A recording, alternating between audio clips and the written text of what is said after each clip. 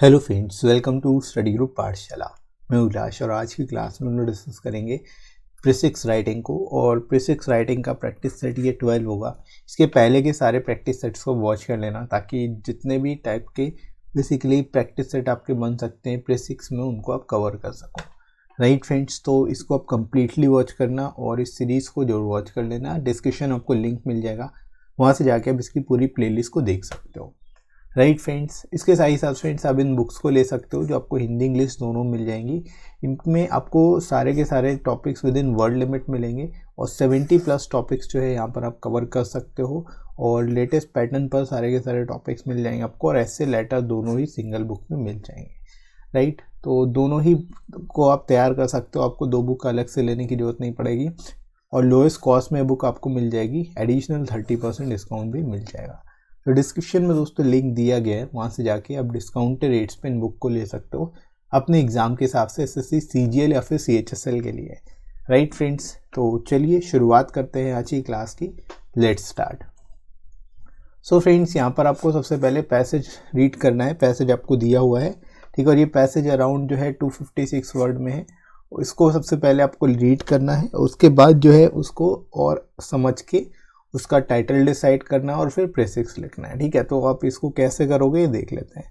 तो सबसे पहले रीड कर लेते हैं यहाँ पर पैसेज जो दिया गया अपने को कि the things above all that a teacher should endeavor to produce in his pupils if democracy is to survive is the kind of tolerance that springs from an endeavor to understand those who are different from ourselves।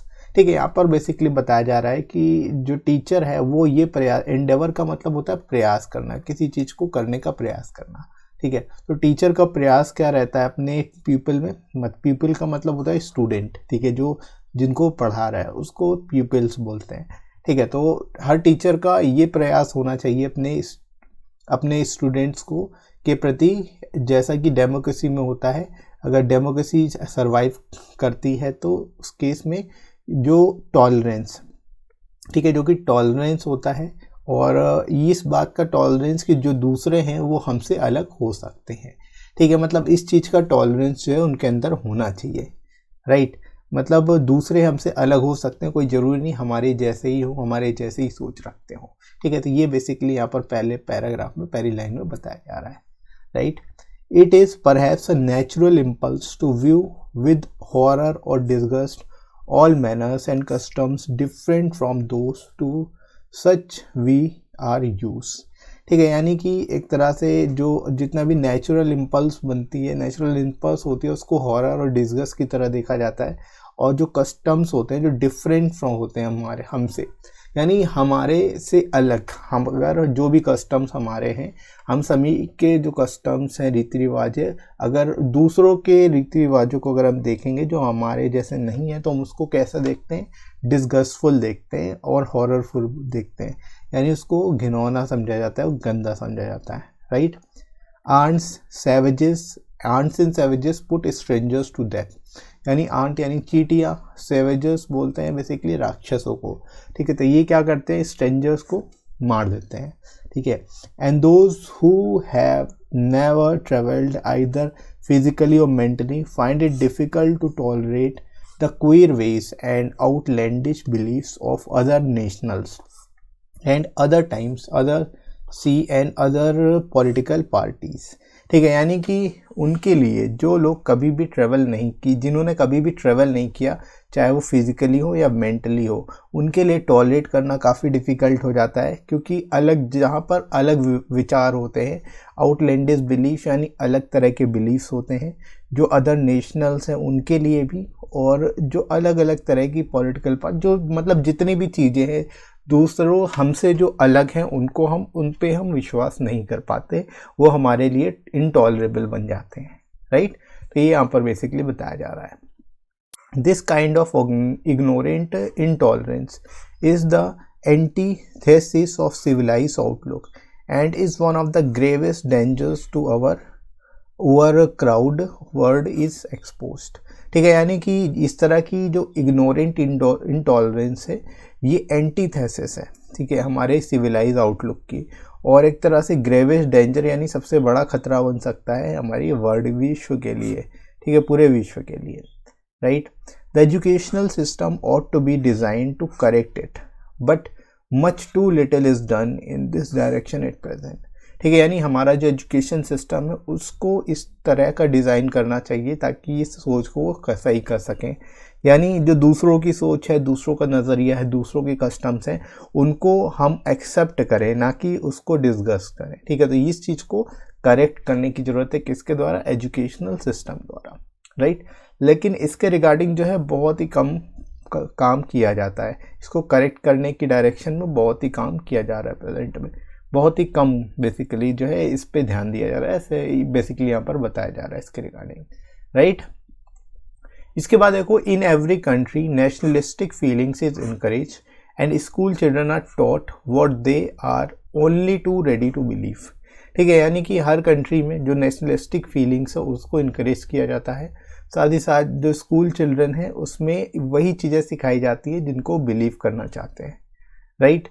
That the inhabitants of other countries are morally and intellectually inferior to those of the country in which the school children happens to reside, ठीक है। यहाँ पर जैसा कि यहाँ पर बताया गया, जो इनहेबिटेंट्स है अदर कंट्रीज के, यानी दूसरे देश के जो लोग हैं वो मॉरली इंटेलेक्चुअली इन्फेरियर है, जो बेसिकली हमारे से ऐसा करके ऐसी मतलब उनके अंदर भावनाएं डेवलप हो जाती है, राइट।